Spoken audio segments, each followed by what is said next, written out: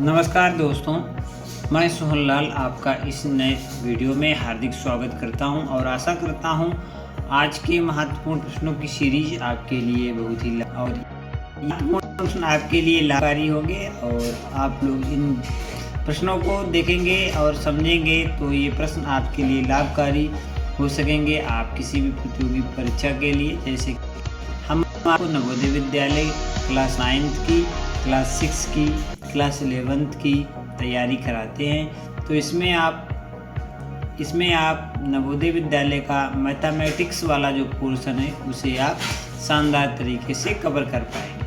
हमारे पास इस समय नवोदय विद्यालय क्लास 9th का अनसाल पेपर है और इसमें कुछ महत्वपूर्ण गणित के प्रश्न किस प्रकार से आते हैं वो हम बताने का आपको प्रयास करेंगे और आशा करते हैं ये जो प्रश्न हैं वो आपको बहुत ही अच्छे लगेंगे और इन्हें हल करने का जो तरीका है वो क्या है तो वो भी आप समझ पाएंगे।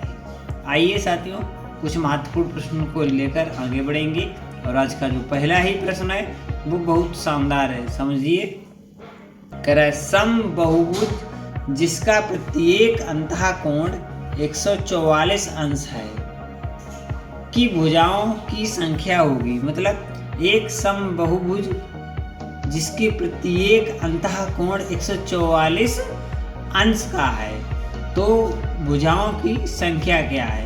तो ऑप्शन दिए हैं, ए ऑप्शन 8 है, बी ऑप्शन 9 है, सी ऑप्शन 10 है और डी ऑप्शन 11 है।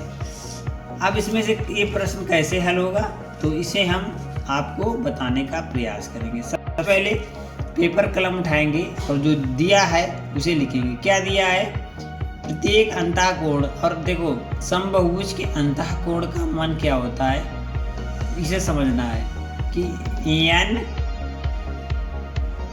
- 2 अपान n और कोष्टक में 180 अंश का गुणा होगा जो बराबर है 144 अंश के। ठीक है ना। जहां n बराबर समबहुभुज की भुजाओं की संख्या है। n बराबर क्या है, भुजाओं की संख्या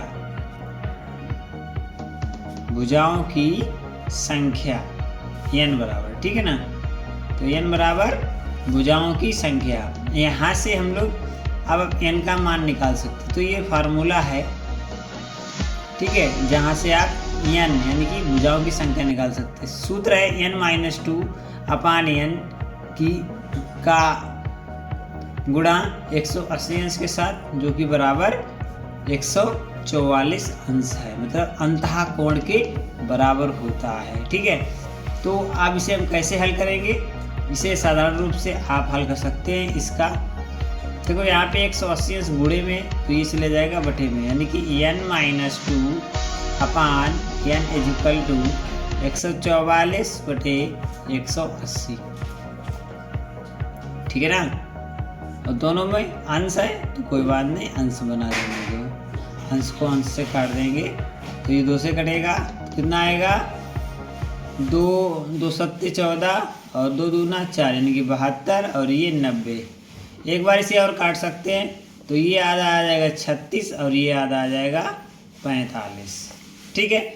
हम लोग क्या करेंगे, ये सूत्र बना है n - 2 upon n equal to 36 बटे 45। ठीक है। इसे हम 9 से भी काट सकते हैं, 9 चौक 36 और 9 पना 45। अब इसका हम तिर्यक गुणा कर देंगे, इसका इसमें, इसका इसमें, तो क्या आ जाएगा, एक कोष्टक के अंदर n - 2 होगा और कोष्टक के बाहर हो जाएगा 5 बराबर n 4। ठीक है, यानी कि 4 n हो जाएगा। ठीक है। अब इसे क्या लिख सकते हैं, 5n - 10 बराबर 4n। हम क्या करेंगे, ये वाला कम है, ये वाला ज़्यादा है, ये वाला कम है, कम वाला इधर ले आएंगे और इसे इधर ले जाएंगे। ठीक है ना। तो क्या हो जाएगा, n 5n - 4n बराबर 10। तो n बराबर कितना आ जाएगा 10, यही हमारा सही आंसर होगा, n बराबर 10। और ऑप्शन नंबर इसके लिए सी बिल्कुल सही होगा। आई होप पहला प्रश्न आज का आपको समझ में आ गया होगा। अब चलेंगे अगले महत्वपूर्ण प्रश्न को समझिए। कह रहा है कि 11x + 8y और 11x - 8y बराबर क्वेश्चन मार्क। तो कौन सा इसमें ऑप्शन सही है? पहला ऑप्शन दिया है 121 x का x² + 64y² माइनस 88 xy।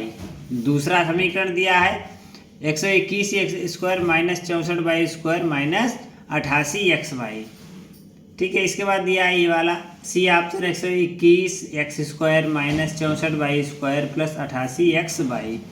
इसके बाद चौथा और अंतिम दिया है कि 121 x² - 64y²। कौन सा ऑप्शन सही होगा तो आप लोग कमेंट के जरिए में बताएंगे। यदि आपको इसका उत्तर मालूम है, यदि उत्तर नहीं मालूम है तो इसके हल के बारे में अब हमारे साथ समझिए। सबसे पहले जो दिया है उसे हम लोग एक अपनी कॉपी पे उतारेंगे। क्या दिया है? एक कोष्टक दिया है और कोष्टक के अंदर दिया है 11x + 8y, यही दिया है 11x + 8y। दूसरे कोष्टक में और इनटू में दिया है 11x - 8y, यही दिया है। और इसका जो मान होगा वो क्या होगा?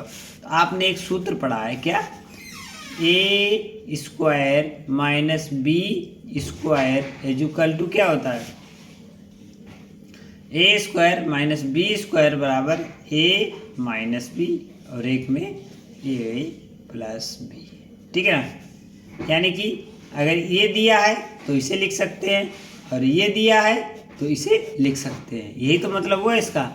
तो अब ये दिया है और तो ये लिख लेंगे क्या कि 11x का होल स्क्वायर माइनस 8y का होल स्क्वायर, यही तो हो गया। तो 11 करेंगे 121 का x स्क्वायर माइनस 68 64y²। तो कौन सा ऑप्शन इसके लिए सही होगा साथियों? आप कह सकते हैं इसके लिए डी ऑप्शन बिल्कुल सही होगा।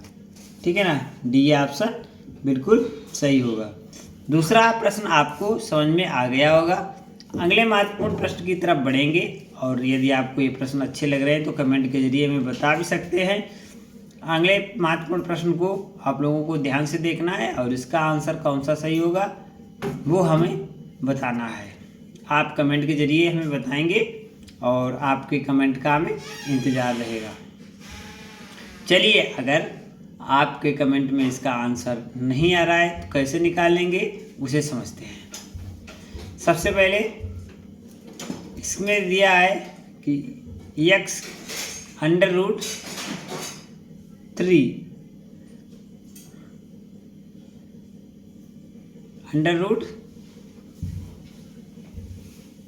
ट्राइस 0.00729 बाई के बराबर है। किसके बराबर है? बाई के बराबर है। तो अब जो है बाई का मान है वो क्या है? ठीक है, 729 है लास्ट में।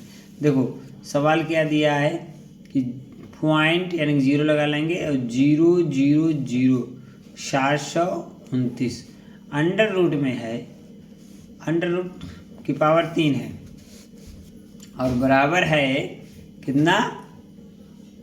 बाई के। यहाँ से बाई का मान निकालेंगे यानी कि इसका हमें घनमूल निकालना है। क्या निकालना है? तो आप कहेंगे घनमूल। कैसे घनमूल निकालना है? देखो सबसे पहले 729 तो आप कहेंगे कितना हो जाएगा? 9 × 9 × 9 हो जाएगा 729। 9 में 81 और गुणा 9, 9 × 1 = 9 और 9 × 8 = 72। ठीक है, तो 729 हो जाएगा।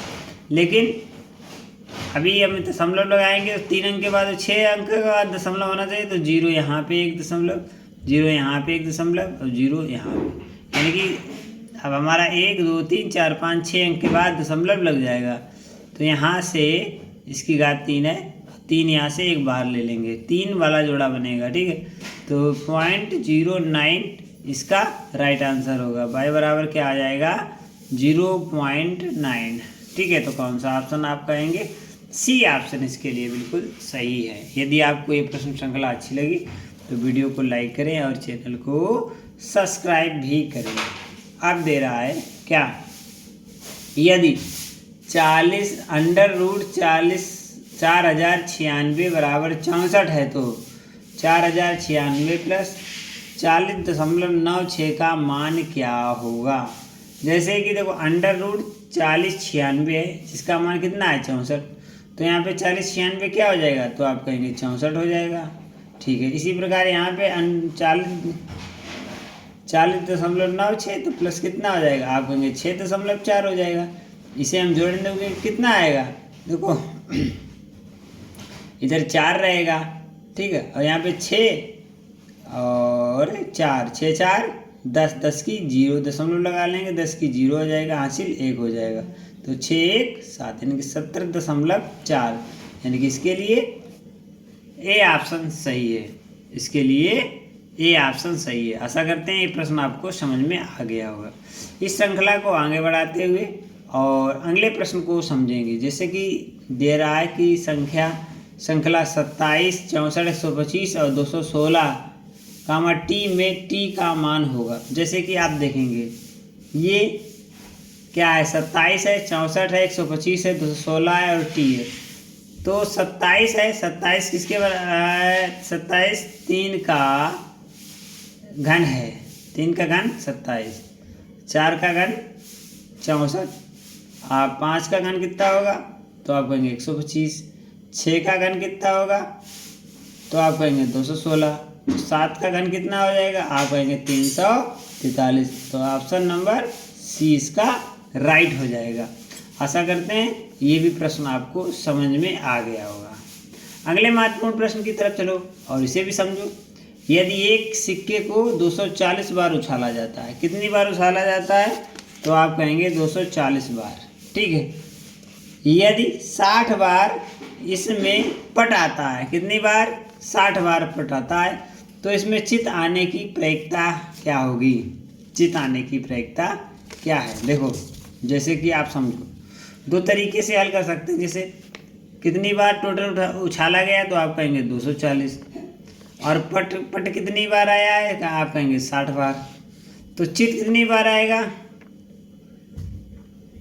चित कितनी बार आएगा, देखो जब पट आया है 60 बार तो 240 - 60 बराबर चित कितनी बार आएगा, 0 से 0, 14 से 6 गए 8 और 180 बार। ठीक है, 180 बार, 180 बार क्या आया, चित। और अब हमें क्या ज्ञात करना है, चित का प्रतिशत कितने प्रतिशत है, तो अब आप समझो। ठीक है, पूरा कितना है, आप कहेंगे 240 है, गुणे 100 कर देंगे। अब यहाँ पे चित की बात हो रही, चित है कितना, आप कहेंगे 180 है, तो कितने प्रतिशत बन जाएगा 1 0 से 1 0 काट दो, और ये जाएगा 2 से काटोगे तो ये 9 आ जाएगा, और ये आ जाएगा 12, यानी कि 3 3 का 9 और 3 चौक 12। इसे काट देंगे 2 से तो ये हो जाएगा 50, और इसे 2 से काट देंगे तो ये हो जाएगा 25। हम क्या करेंगे, 3 का गुणा 25 में करेंगे तो ये 75 कितना हो जाएगा, 75% हो जाएगा। और इसका जो ऑप्शन सही होगा वो होगा डी ऑप्शन इसका सही होगा। आशा करते हैं यहाँ तक के प्रश्न आपको अच्छे लगे होंगे और समझ में भी आए होंगे। अगर यदि हमारे द्वारा बताए गए इतने सारे प्रश्न आपको अच्छे लगे हों तो वीडियो को लाइक करेंगे और चैनल को सब्सक्राइब करेंगे। यदि आपको इसी प्रकार के और भी प्रश्न के बारे में जानना है तो हमारे चैनल को सब्सक्राइब करें और लगातार हमारे से तैयारी करते रहें। आज के लिए इतना ही। कल महत्वपूर्ण प्रश्नों की सीरीज आपके साथ हाजिर होगी, तो आप अपना ख्याल रखें और जहाँ भी हैं तहाँ सुरक्षित रहें। जय हिंद, जय भारत।